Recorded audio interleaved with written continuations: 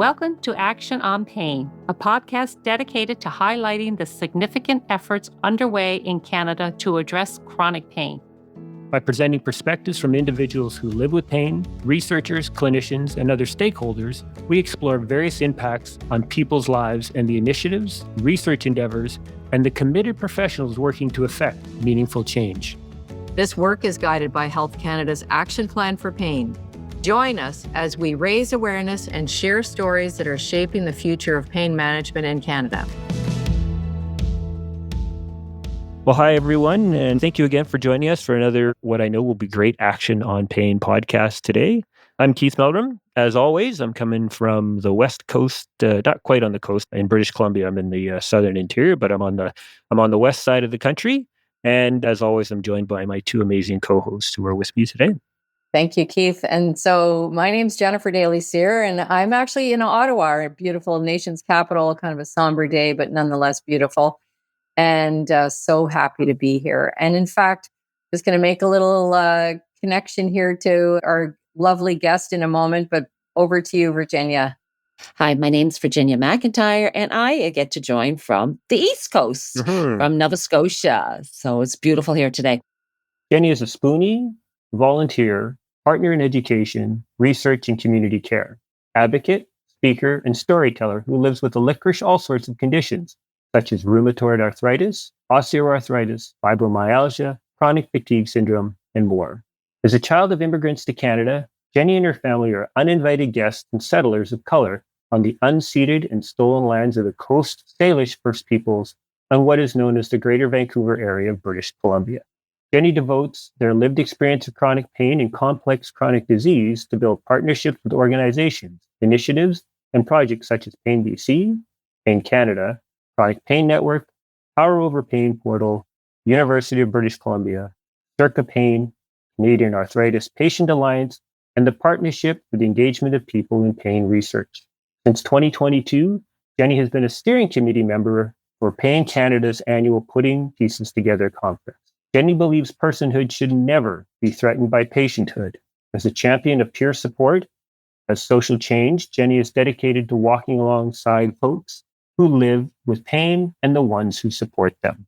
They are thrilled to collaborate with fellow Spoonies and peers, clinicians, researchers, and policymakers who are committed to improving the lives of people who with lived, living, and situated experience of pain. Welcome, Jenny. Thank you so much for having me. I'm really humbled to be in a space full of friends that I've made in this pain community that I wasn't a part of until I lived with pain. So it's really meaningful in many ways, because as I sort of ventured further into the pain community, your names came up, Virginia McIntyre from People in Pain Network. Keith Meldrum, and Jennifer Daly-Cyr, and how so many things have started with you, Jen, including the Putting the Pieces Together conference. So it's, I'm deeply humbled and grateful to be here today. Oh, we appreciate that. Thank you. Yeah, that's lovely. So to kick questions off, Jenny, and I mean, you've shared so much in your bio with our listeners. I mean, how did you evolve into this role, where you're taking your experience to build partnerships with organizations and projects? What led you here? Oh, that's a great question. I think everything with me has just been circuitous.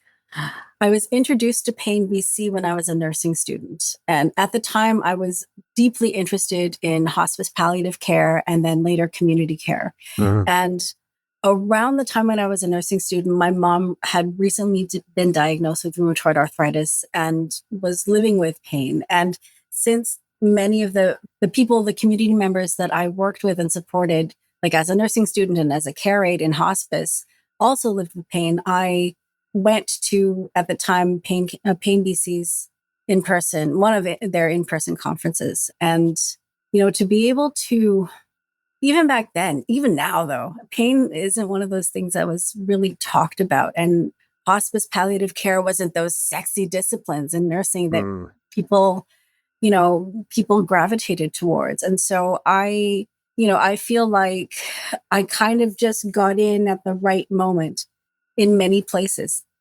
So fast forward past nursing school, been a nurse for a little while, living with, suspected arthritis. And I also suspect that at the time I lived with chronic fatigue as well as fibromyalgia, but didn't just put it up to, oh, it's just nursing pains. I just worked a 12-hour shift, et cetera, et cetera. But I basically woke up for a night shift one night. My right knee, which had been aching all week, had swollen up so bad that I could barely fit it into my nursing scrubs. I finished my shift because It's what you do. That's just what you do. You slap being some in healthcare Tylenol. myself. Yeah, being in healthcare myself, I know it. You do. Yeah. Yeah. And knowing the potential for being short-staffed, knowing all of these things, and also knowing the workload that I had, I judged it safe enough and comfortable. And I'm saying that in air quotes because nobody can see me. Comfortable enough for me to go into work. And it was, it was a manageable shift, but at the end of the shift, I couldn't walk. I had, again, and I know this is not the case for so many people that I have met and supported and worked with and talked with and befriended, but I managed to get into my GP within a week, managed to see a rheumatologist, get lab work done, see a rheumatologist within another week. Oh, and within 2 weeks of me leaving work, I was diagnosed with rheumatoid arthritis. That is impressive. unusual. Oh, yeah. Totally unusual. Yeah. And I know now, nowadays, it's 6 weeks to see my GP, 6 months to see my rheumatologist. Right. Yeah. So I got in at the right time, whatever that right time is, because it's never the right time. Yeah, it's to be never sick. a good time. And then, I went through so much despair, right? What happened to my livelihood? What happened to my community? What happened to the people that I supported and served? And I'm saying this in the most altruistic way, right? That I was walking alongside. What happened to the friends that I saw at work? I had home and I had work, and that was pretty much it. And so 3/4 of my life was excised when I got sick. And I'm saying that sick in air quotes as well.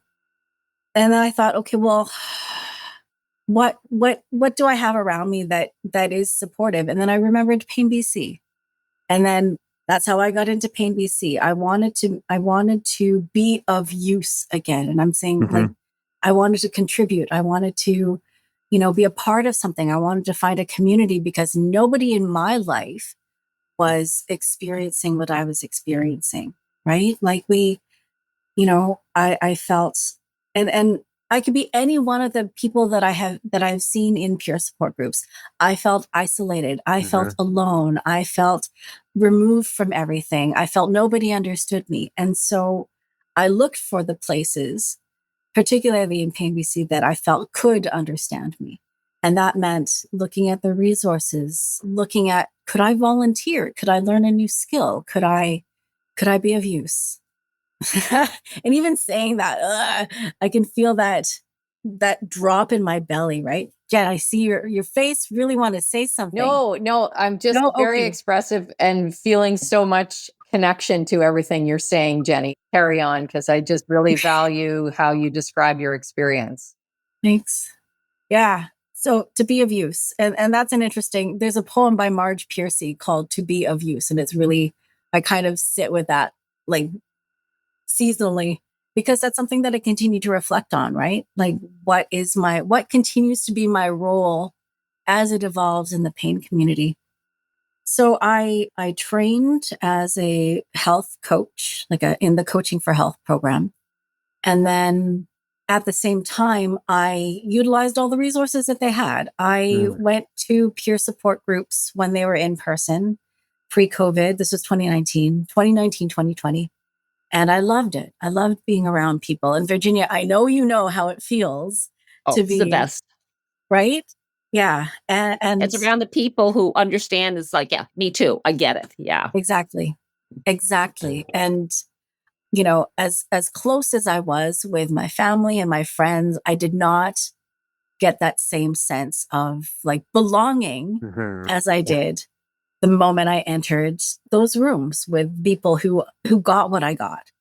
And I kind of joke, and I've said this before in other places, right? Like I didn't, as a former nurse, and a former nurse who was working with people in excruciating pain and different kinds of pain, right? Like not just like the cancer pain, acute pain, chronic pain, and then the total pain, the physical, the social, the psychological, the emotional, the spiritual, the financial, the bureaucratic, right? I didn't get it because it was still not in my body. It was all in my head, and I was treating it. And I'm saying that in air quotes too. So I joke that I say I didn't get pain until I got pain.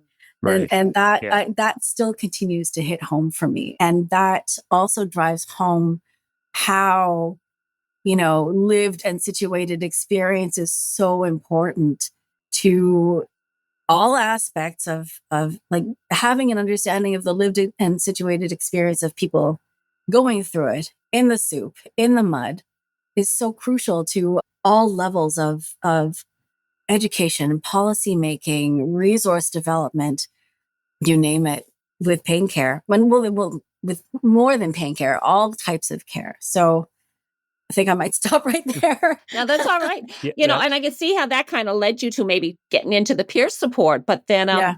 and I see the value of peer support. This is, till I went into peer support, I went in there thinking I was going to help other people. I had no idea how much they helped me remove my Exactly. mask and help me. But then you got into policy and you got into so many other things. Like how did one thing lead to another? You're just involved in everything. And I love it. Yeah. I think that a lot of credit goes to the people who saw me, right? So Jen Hansen, who used to be the director of education innovator at Payne BC, Dorota Hedzelek, who was at the time, the director of social support program at Payne BC. Like I just couldn't stop talking to people. Maria Hadsmith, and I think that for many people, in particularly coming out of BC pain space, for many people, everything starts with Maria and Jen and Dorota. So it's funny, even that from Nova Scotia, when I got people paying that chronic, they were my go-tos all the way from here, and just the support. What I love about what you've just shared with us, Jenny, is there's a lot there, but you've taken, for people who are handed these life-changing sort of illnesses and diagnoses, you can go one of two ways. You can withdraw, which is easy to do. And I think we've all done that at times and still do have moments of withdrawal.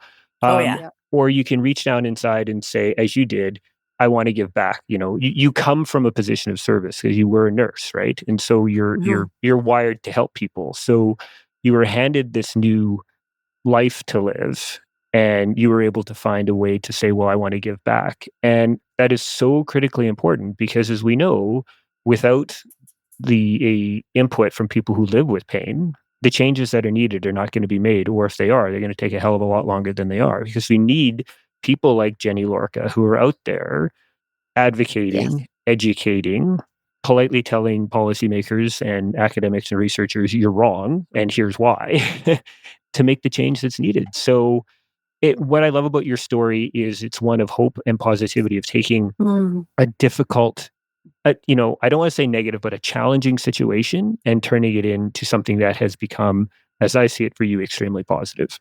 Thanks, Keith. I've got several things to say about that. Like I have to say about everything, right? And I think all of us do. One of those things is, I have to say how I have to be really clear about the privileges that I live with and the advantages that I live with, right? Yep. I was on disability from work, and not many people get that opportunity. I have a loving spouse who was at the time working, and in fact extended his work life so that he could continue to build up, and like with my and I'm saying this also in air quotes, early retirement in mind, right? Yeah. I have a family who is around me and who I'm close with. I have friends whom I love and are connected to. And really what pain gave back to me, as opposed to taking it, because it took away a lot, right? Took away a lot for all of us. what pain gave back to me is, as you said, right, this digging in, this sense of digging in, and Jen, you could totally speak to this with me as well. One of the I think about a lot of things in metaphor.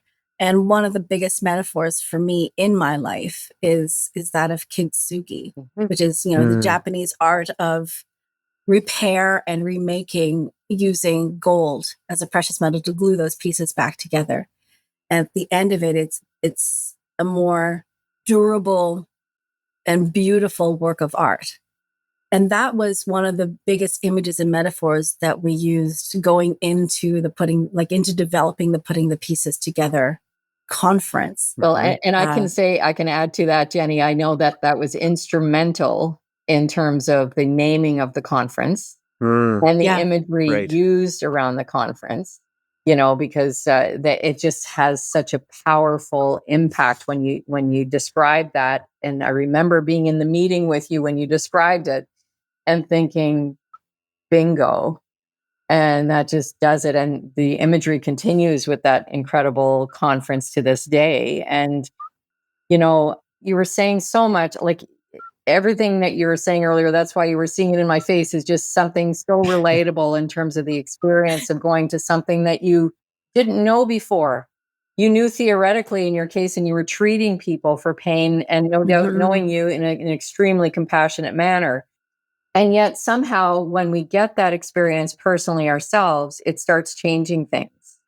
And there are those of us who are fortunate enough to be supported in a way that we're able to, not only desire to have some purpose around this, turning, lemons into lemonade with the pain, but also like being able to step out and do that with the support that we receive. And in a way, I think it's a critical piece of what we can do as well, because not everyone is either willing or able or feeling ready or whatever those circumstances are. There's entirely up to people, but individuals. But I just love the fact that you found sort of, and I'm not trying to name it for you, but for me anyways, it's been renewed purpose. And so I'm hearing something similar from you as well. And I think that's really a powerful, powerful piece, And certainly every time you and I cross paths, even though I no longer sit on the steering committee, unfortunately, it was just one of those things that I needed to step away from for a variety of reasons. But it just, I'm so thrilled that you're still a part of that, and that conference is so incredibly successful. And that's just one element of what you do, and you're doing so well. So really appreciate that. And on that note, can I just zero in on the conference for a second and the Doogie and putting the pieces back together? Do you have any sense for how this might tie into the action plan for pain in Canada, or Health Canada's action plan for pain? Do you see any sort of correlation there? Absolutely. And the magic around the putting the pieces together conference. And again, Jen, tons of credit, all the credit to you for having, what was it? The catalyst for that was a Twitter conversation between you and somebody else. Because yes. And because you made a comment of like, why, you're totally going to have to correct me on this. But basically my sense was, how come we don't have a conference for ourselves, ourselves being people with lived and situated experience of pain? How come the conferences are always sort of top down by clinicians for clinicians with the tokenized inclusion of people living with pain? And so, like, what an incredible movement to be able to flip that power dynamic on its butt and really resource. And I'm saying, like, as in, to sort of touch back on what Virginia had said about mutuality, resource what we hope to see, what we as people with lived experience hope to see, and what we as people with lived experience who are supporting people with lived experience, the feedback that we got, that we heard and listened and witnessed to, like, what do we want to see in this conference? And, I'm looking at, and I've got the goal in front of me up here because I knew I'd forget it. But it's about public education and awareness, different and novel approaches to knowledge mobilization and knowledge translation.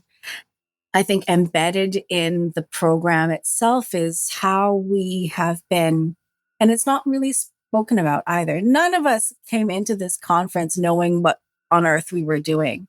And somehow we all still managed to develop programs, run rooms, learn how to facilitate conversations, speak in front of large audiences. Like these are skills that not most of us didn't have entering into this. We just kind of, and I think this is the sense for most people who have become more public facing people in the pain community. We kind of just fell into it and had to like fart around and find out, right? And so, it speaks to go back to the magic of the conference. I think that it's powerful when you invite people into a conversation that they didn't realize who they were having the conversation with, if that makes sense. So I was speaking with a bunch of first year physiotherapy students, and they were conducting an assessment. And this is the patient educator work that I do through the University of British Columbia. And so I think in many ways, and having been a clinician myself, right? In many ways, clinicians, researchers, policymakers, it's an echo chamber, right? Without experiences like the conference where we can actually have dialogue and supported dialogue, where we've got researchers and people with lived experience asking about their research, leveling that power imbalance. I think that it becomes a synergy that people didn't expect. Absolutely. Yes. With that, Jenny, we've come up kind of to the end of our time already, believe it or not. I know. It happens that fast. So we'd like to thank you for joining us today and sharing just your incredible experiences and your insight. And I know what you have shared will resonate with others. And what I really hope is that for our listeners who are people who found themselves in their same position you were, had a life, were handed something like this, like pain, and have been able to find purpose, meaningful purpose to move forward. I hope your story, and I know it will inspire some of them. It definitely provides hope, Jenny. We'd also like to thank all of you for tuning in to the Action on Pain podcast. We hope this episode has shed some light on the important work being done in Canada as guided by Health Canada's An Action Plan for Pain in Canada. Until next time. Thank you for joining us today on Action on Pain. If you enjoyed the discussion, please follow us on your preferred podcast platform to stay updated, and please share with your networks. A 5-star rating and review would help others find our show. Your feedback is important. This podcast does not contain any medical advice. Please consult with your doctor if you have any questions or concerns. The Action on Pain podcast is made possible by the generous support of the Chronic Pain Network, a national research and knowledge mobilization network. The views, opinions, and content shared by hosts and guests are their own and do not necessarily reflect those of the Chronic Pain Network or its funders.